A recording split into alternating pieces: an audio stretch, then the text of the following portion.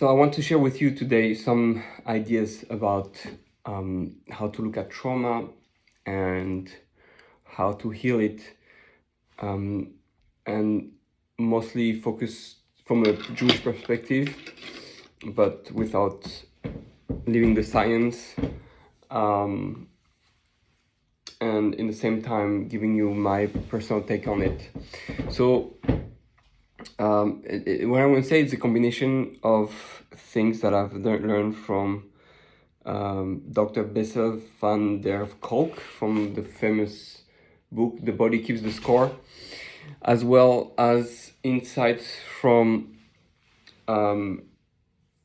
Joel Rosenfeld that you can find on YouTube. He has excellent videos on the inner world of trauma and how it relates to Kabbalistic ideas, teachings, and also from different things that I've learned evolved as a social worker and working with people with trauma. So the problem of trauma is that it freezes the energy that and this is how I want to define trauma. It's a type of frozen energy that is not able to flow and dissipate and be released. We know in science that energy, right, it doesn't get created, it doesn't disappear, it's not destroyed, it needs to just be transferred. And therefore, transferred or transformed, elevated, meaning there has to be a flow of energy. Just like people who are aware of Tai Chi or meditate, people do meditation, there needs to be a flow of energy, a plus and a minus, a giver and a receiver, and the whole world works based on that energy. Just like a tree takes the light and takes the water, it takes the carbon dioxide and release oxygen. But what if though that energy gets stuck? And in many ways, I would like to say that the state of the world that we are in today, not just the world today, I mean the world as we see it, the physical world, there was never meant to be a physical world as we experience now. This physical world is a slow motion energy. This physical world is E equal mc squared, is the speed of light, have been the speed of the energy of the spirituality. More something goes fast, the more it goes speed of light, the more we transcend the physical, the more we go back to spirituality. What happened is that this, in Kabbalah, something called Shvir Sakelim. There was a trauma in the world. In the spiritual world, there was a trauma. In the world of consciousness, in the world of pure energy, something was shattered. The energy was disrupted. The flow of energy got disrupted. What usually flows normally, the regular pattern of whatever was in creation in the spiritual world, when Adam was created, was disrupted. And therefore, what's happening, the breaking of the vessels, for those who know Kabbalah, or the sin of Adam, who was, according to the Arizal, not a human being with a physical flesh at the beginning. It only happened after he ate from the fruit, whatever that means. That's not the subject now. But he was made of a body of light, of or. And that or became or, which means skin. The The energy now that was shiny, that was beautiful, now became non-transparent, congealed energy into skin. And so we find ourselves, since Adam, in a state of trauma. The 6 days of the week, the 6 flow of energy that were supposed to go and just go then to the 7th stage were disrupted. And those 6 days now became 6,000 years. And so what's happening is that our world is the world of trauma. Refuah, the word healing, is connected to light. Po'or, here this light. Going to healing means going back to that state of energy, to go back to before the sin, which is teshuva, returning to the stage before you were congealed, before you entered into that frozen state. Even in psychology or in therapy, we call it fight and flight, or the frozen state. So it is the reason. So the Dr. Bessel van der Kolk explains that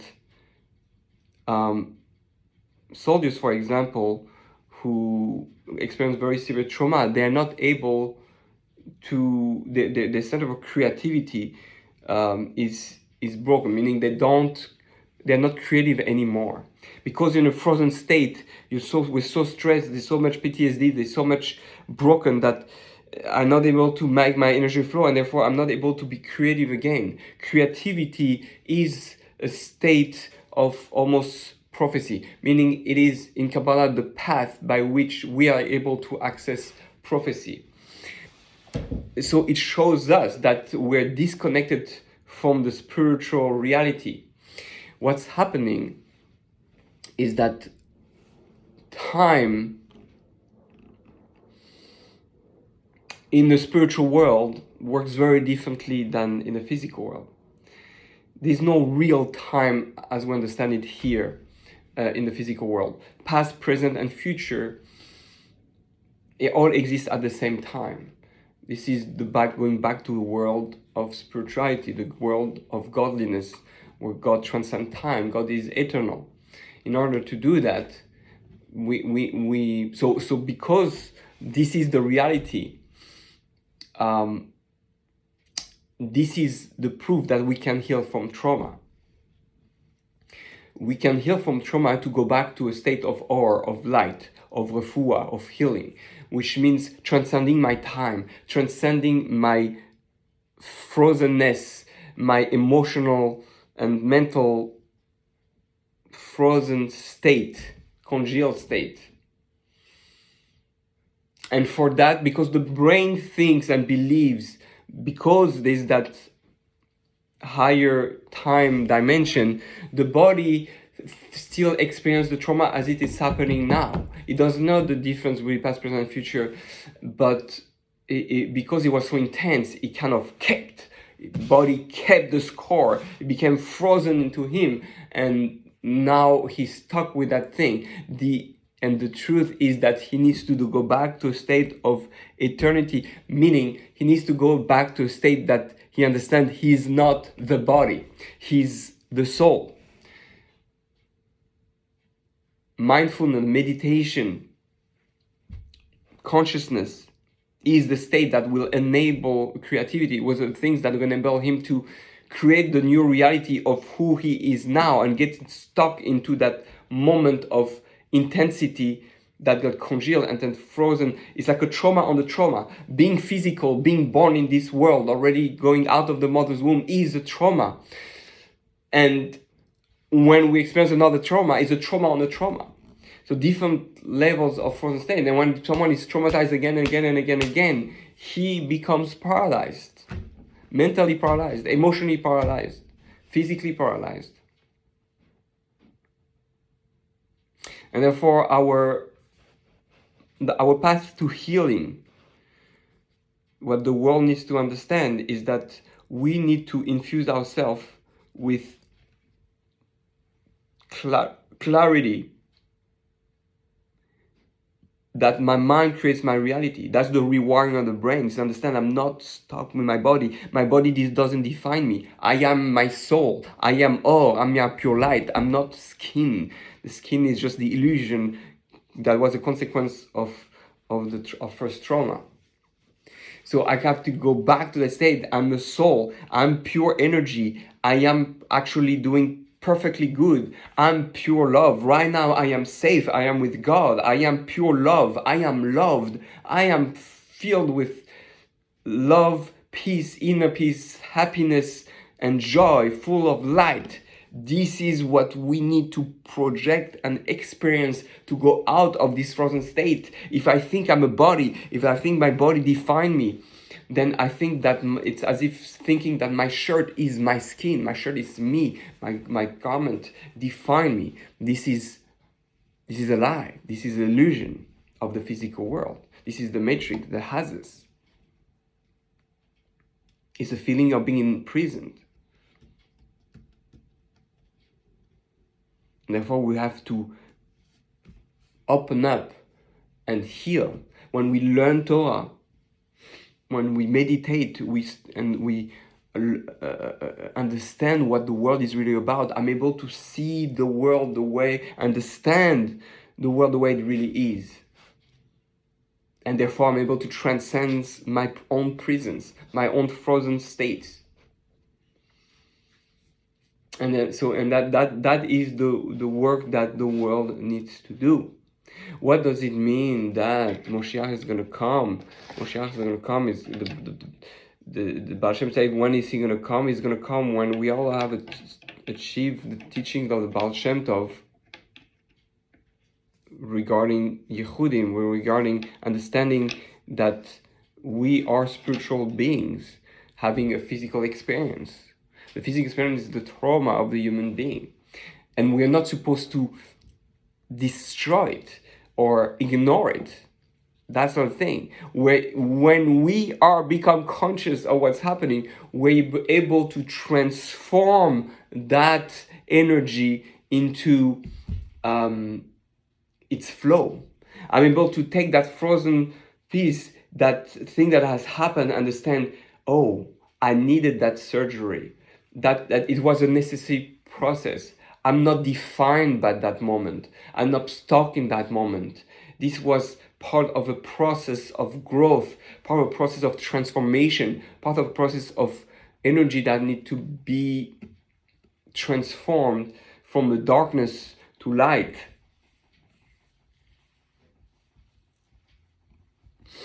And so there are different techniques, meditation, EMDR, mindfulness, semantic work. I forgot the other ones, but basically all those are things that enables us to make that flow of energy be transformed and go back to its flow.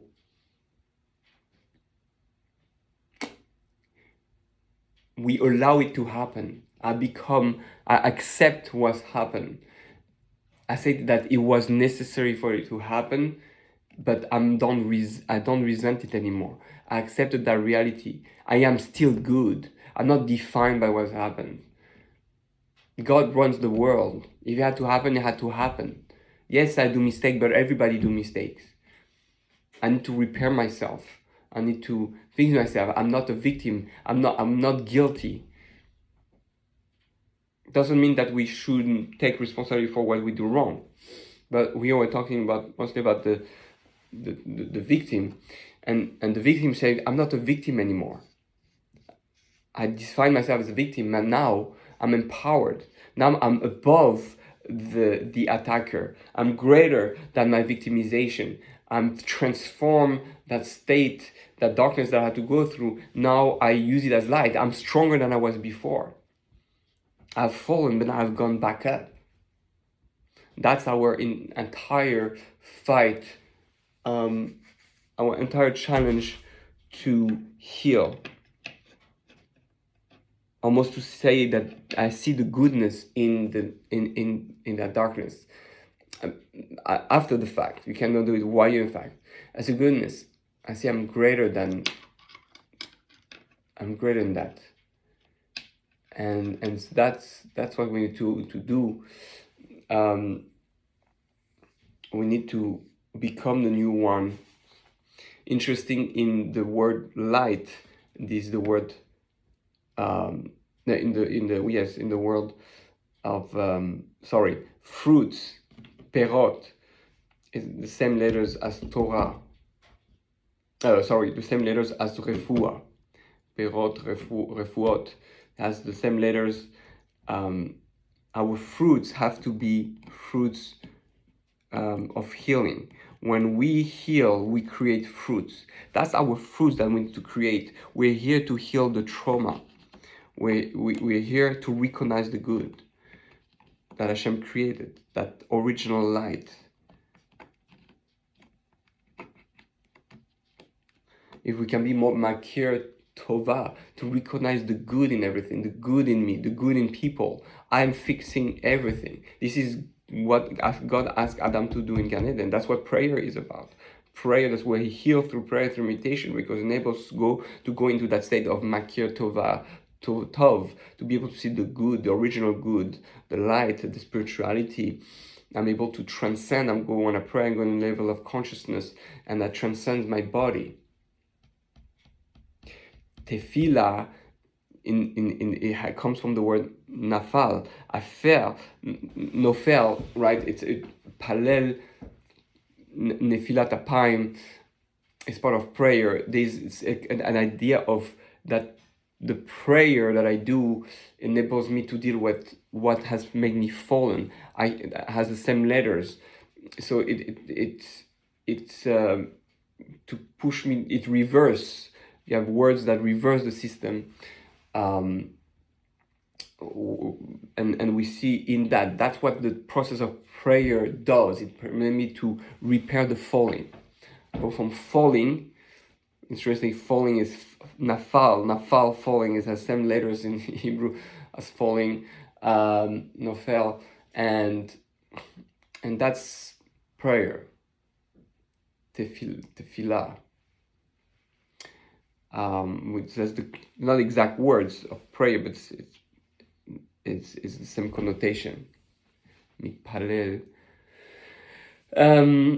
Anyway, so the I just things that comes as I speak. But this is what I want to share with you. I think it's I never understood it as clearly as now, and I think it can give a lot of clarity to people who work with trauma and healing, and God willing, we should achieve true refuah in this world, true light. We should be able to have a real healing and retransform this world, right? We spoke before that it was at the light of speed of light, E equal mc square energy. Then everything was frozen, 6,000 years history, and now the scientists say that the speed of the universe is going faster and faster. So there was a big bang, tremendous speed, and then slowing down, and now it is expanding again. It's going faster and faster. We're going back to that stage of tremendous speed. And the question is, how much do you want to be part of it? How much you want to do on your own? So God willing, that's what we're trying to do. And may we all be able to heal from our traumas and transform that energy, go back to Adam before the sin, and help people who have trauma love themselves, understand that they need to transcend. Dr. Joe Dispenza explains that how do you change that frozen state, that that synapses in your neural pathways in your brain. How do you change that? You need to have, and that's what I call, you need to re-traumatize yourself. Meaning it's like when someone is near death, right? So they put the electrical thing to put something that usually kills, but here you use the jumper so you re-traumatize the person, and how you bring an experience that is even stronger than the frozen state experience. So you need to bring tremendous energy. How do you bring that? With a powerful emotion connected to a very powerful thought. The thought and the emotion combined will create a new experience that will bring you out of that frozen state.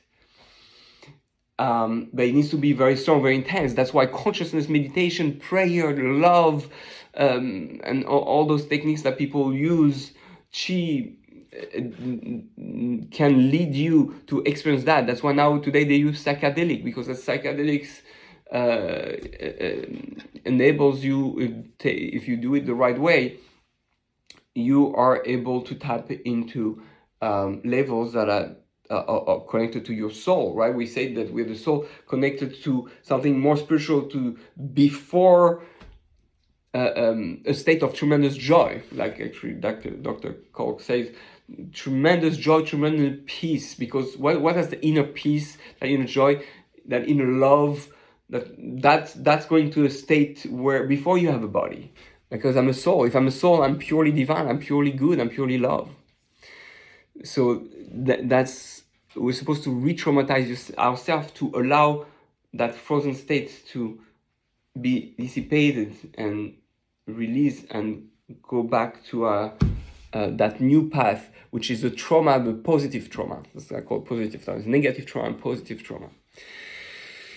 So, God willing, I hope that gave you some insight on life. Because although the fact that we're dealing with trauma in general, like today everybody has to go to therapy. I mean, everybody is traumatized on some level. We're all stuck with our old ways. We're all addicted. We're all creatures of nature, creatures of habit, of routine. We're stuck into that matrix. We're stuck in that physical world, thinking I'm like a monkey and just continuing our daily life. We're stuck in our old ways. The body doesn't like to change. The physicality is about being physical, rather meaning it's about no change, like the American dream. Do nothing, just be by the beach with just physical pleasure, and that's it. And I don't want to change. I want the same burger every day, the same thing every day, the same this. Don't get me wrong, we need a certain routine, we need to be consistent, but the body doesn't like change. Effort, the body doesn't like effort. It doesn't like difficulty. It doesn't want to transcend what it's used to, that frozen state of being that mass. It doesn't want to be spiritual, or at least it thinks it doesn't want to be spiritual, because it doesn't realize how pleasurable the body, how elevated the body will be. The body wants to stay in that comfortable state of being that, having that physical five senses pleasure. And the soul is saying, what are you doing? There's so much more. Don't get stuck in that physical world. So that's what we need to work on. Not to be stuck into that prison. That prison that can be a vessel, not a prison. A prison that when we transform, the body can limit you and lead you to sin, or it can lead you to have the greatest human experience possible. But the body needs to embrace the soul, and the soul needs to embrace the body. We need both. We need that marriage between spiritual and physical. And the body needs to appreciate that he can achieve higher levels thanks to the spiritual, and the spiritual has to appreciate that I need to I can use that body to elevate myself, and I can transform that body, that physicality. That thing can be used and that's why we're in this world. Can be used, can be transformed in a way that the energy that I get after is greater. I can learn a lesson through my trauma. I can learn to become greater through my trauma, through my darkness, through my challenge. This is what life is all about. We make mistakes, we learn, and we become greater. We make lessons. We take lessons, and we become more light than before. That's what Olam Haba is. When all the light is going to be transformed layer after layers, but it's going to become great because it's that light is going to be more powerful to us because we have done something about it. We have participated in that transformation. I've been part of the process of transferring that energy from one place to another. So God willing, we should all be able to get a taste of that and transcend our life, transcend our traumas, transcend our limitations, transcend. It's all about 8, number 8. Az Yashir, Chanukah, Lemala Min HaTeva, going back to that energy of 8. 8 is Olam Haba. So let's all give us a blessing. We should all be able to be part of it and achieve full healing from darkness to light. And I finish with quoting the Zohar. The Zohar says that there is no true worship besides the one that leads us from darkness to light. It is the necessary process. God made it that way, so we don't have to feel we're guilty or a victim. God wants us to feel physical. He wants us to feel the pain, the darkness, the fallen state, the frozen state. He created the trauma before it happened. Before we were created, there was a trauma. Even before being born, there's a trauma. There's the trauma of the womb. Even before we're conscious, we're a trauma. And therefore, if you know the trauma was there already, you don't have to feel guilty. You don't have to say, I'm the source of that trauma. The trauma was already there. The trauma has passed. The trauma is over. So may we all be able to heal, God willing, and heal all our traumas. Transform the darkness into light. That's our purpose.